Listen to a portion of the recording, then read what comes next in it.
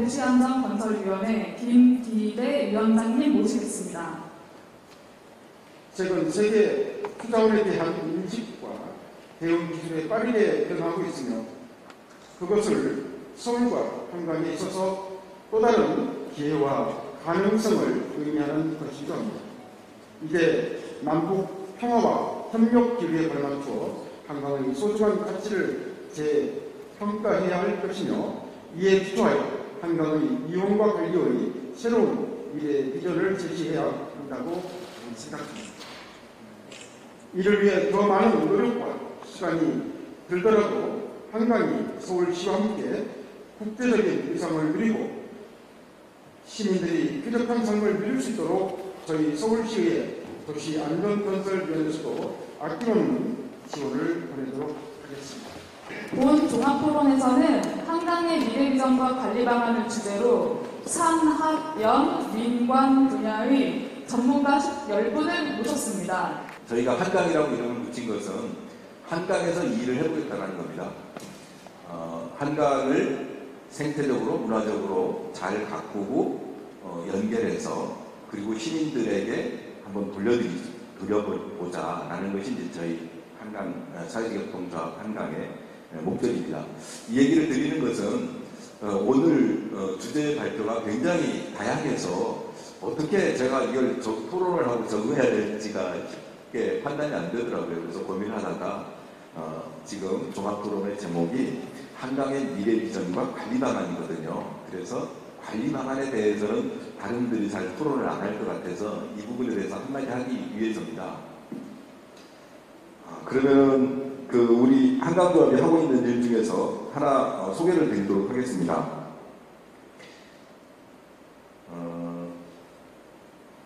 시민관리라는 것인데요. 그렇게 한번 물어보겠습니다. 우리 서울에서 한강의 면적이 39.9제곱킬로미터거든요. 서울시 면적이 6.7%입니다. 엄청난 면적이죠. 그 가운데 저희가 요즘 이제 직접 관리에 뛰어드는 곳은 어디냐면은 여의색강 생태공원이에요. 4.6km고요. 평균 130m 정도 되는데 육산빌딩에서 국회 뒤쪽에 흐르는 생태공원이에요. 여기 와보신 분 있습니까? 23만 평이나 됩니다. 23만 평이나 되면 여의도의 4분의 1쯤 되고 색강공원 근처에 전철역이 6개가 있고 그리고 버스 노선이 30개나 됩니다. 우리나라 제1호 생태공원이에요. 여기 와보신 분이 여기에 한 분도 없는 건가요? 왜 없을까요? 다 와보셨어요? 다 와보셨을까요? 어쨌든 반응이 하나도 없으니까 저는 대부분 제가 봤을 때는 아마 진지하게 와보신 분이 거의 없을 거예요. 그러니까 버스를 타고 승용차를 타고 진안을 가보셨을 수 있는데 거기 생태공원에 와가지고 그곳의 현장을 살펴보고 그곳에서의 어떤 가치를 진지하게 느껴볼 수 있는 그런 경험을 가진 분들은 흔치 않더라고요. 그것은 이제 저희가 그곳에 지금 서울시 한강사업본부랑 협약을 맺고 그곳에 들어가서 시민관리를 하고 있어서 오시는 분들한테 마다 물어보고 있기 때문에 그런 거예요. 와보신 분들이 거의 없어요.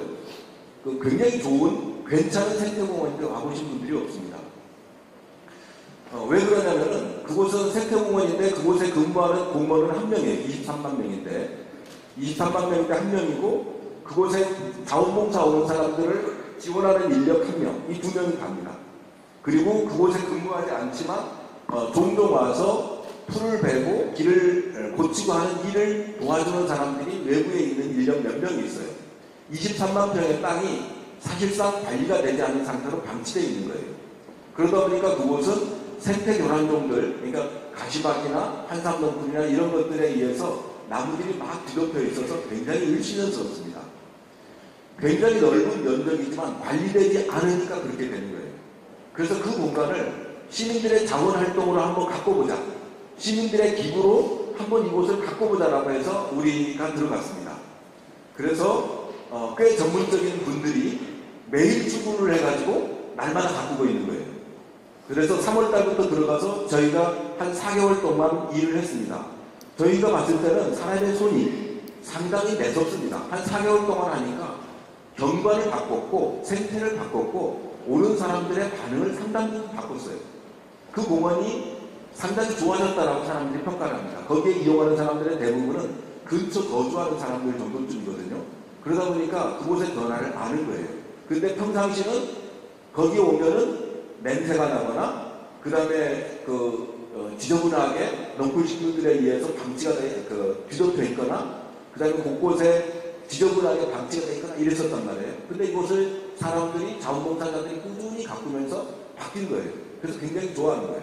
그 하나하나는 실상은 어렵지 않은 과제들이었어요. 노력하고 구체적으로 관심을 갖고 고치면 되는 것이었어요.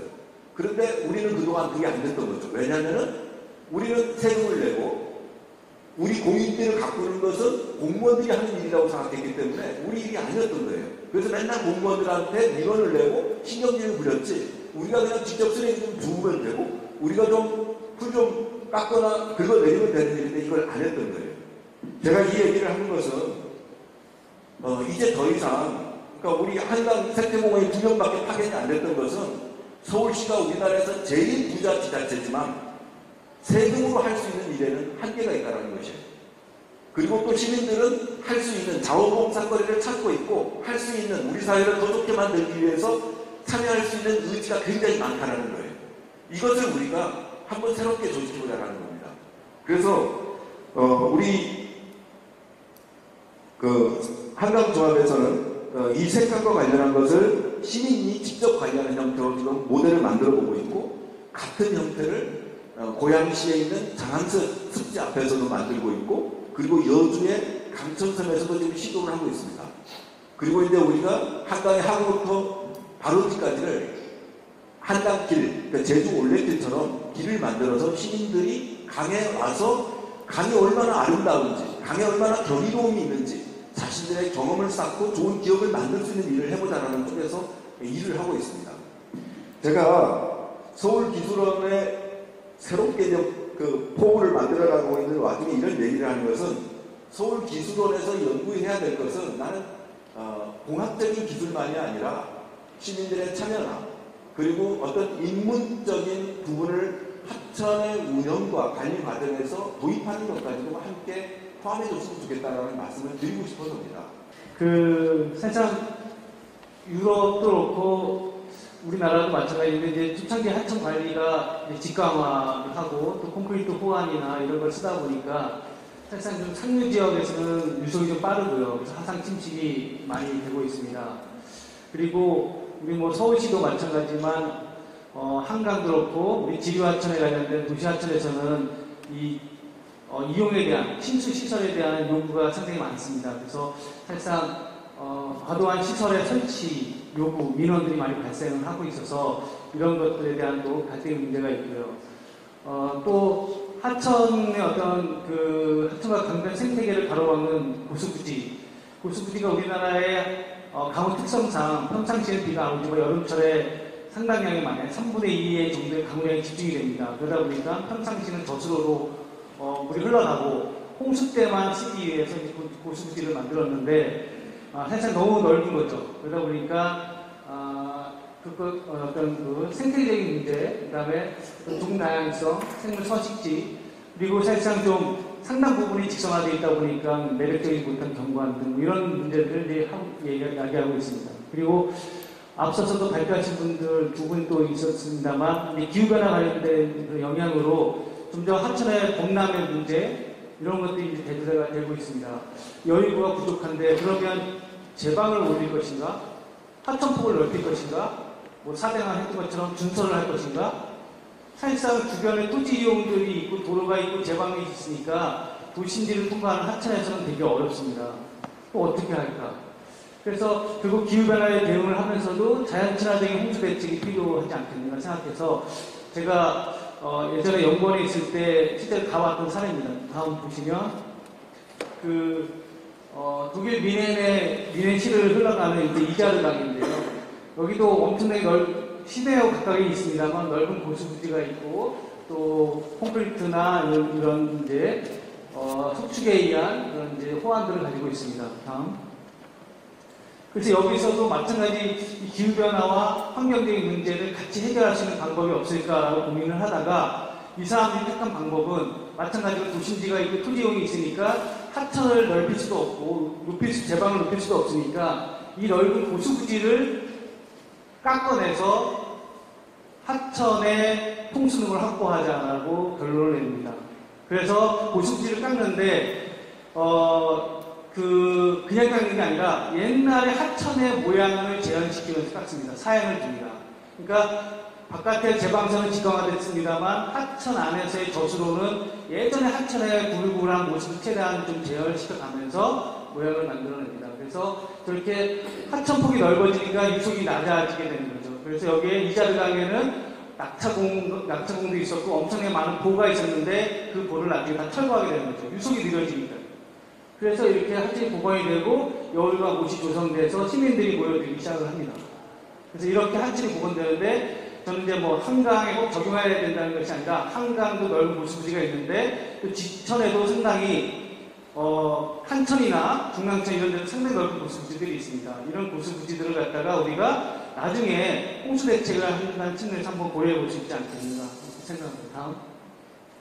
다음 여기는 이제 스위스의 그 투어강입니다.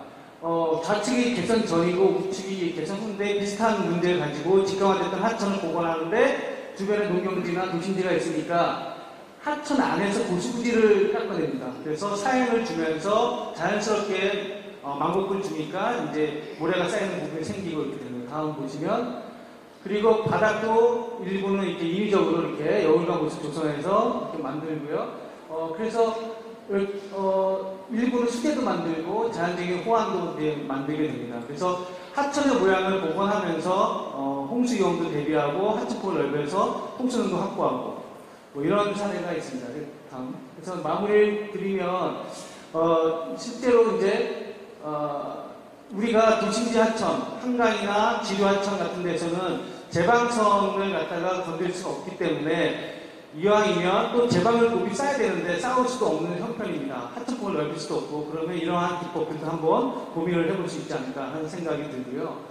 또 하나는 이런 과정들을 거치면서 외국에서도 상당히 많은 갈등이 생깁니다. 우리나라보다는 더 친환경적이고 생태적으로 계획을 세움에도 불구하고 반대하는 그런 공학자 시민단체들이 많이 있습니다. 이분들을 설득하려고 노력하고 아까 마지막에 미시시피 강 사례를 보여준 것처럼 수리보행 실험을 통해서 입증도 하고 그리고 그 지역에 있는 자생식물들을 최대한 보호하려는 그런 사소한 아주 디테일한 그런 노력들을 많이 합니다. 그래서 설득하는 과정을 거쳐서 장기간의 플랜을 세워가지고 하천을 보관하고 관리를 하고 있습니다. 마지막으로 제가 하나 더 붙여서 말씀드리면 저도 하천을 전공했고 수자원을 전공했지만 국토연구원에서 도시를 만들고 지역 개발을 하다 보니까 느낀 게 있는데 하천에서 모든 걸 다 하려고 하지 말자.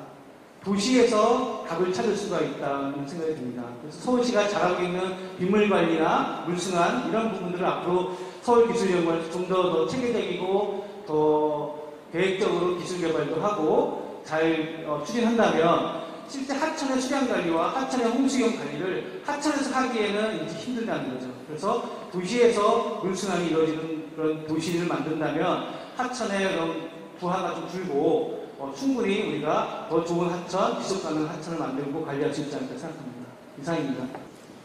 어떻게 보면 물 관리에 어떻게 보면 조금 반대되는 방향을 사고는 있죠.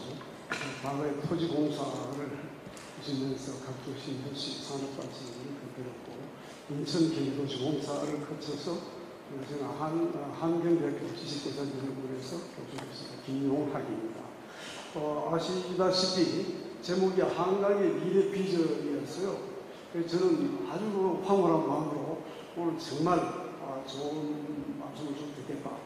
그리고 제가 최근에 스마트 시티에 대해서 연구를 좀 하기 때문에 이 강을 어떻게 스마트한 개념으로 관리해 나가느냐 거기에 대해서 상당한 기대를 하고 왔습니다만 미래 비전을 만들겠다는 뜻으로 이제 이해를 했습니다.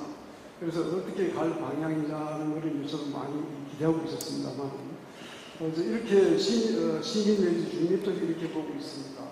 한강은 물이라는 개념이 있어야 될 것 같고 두 번째는 그 물이 항상 평화롭지만 않다.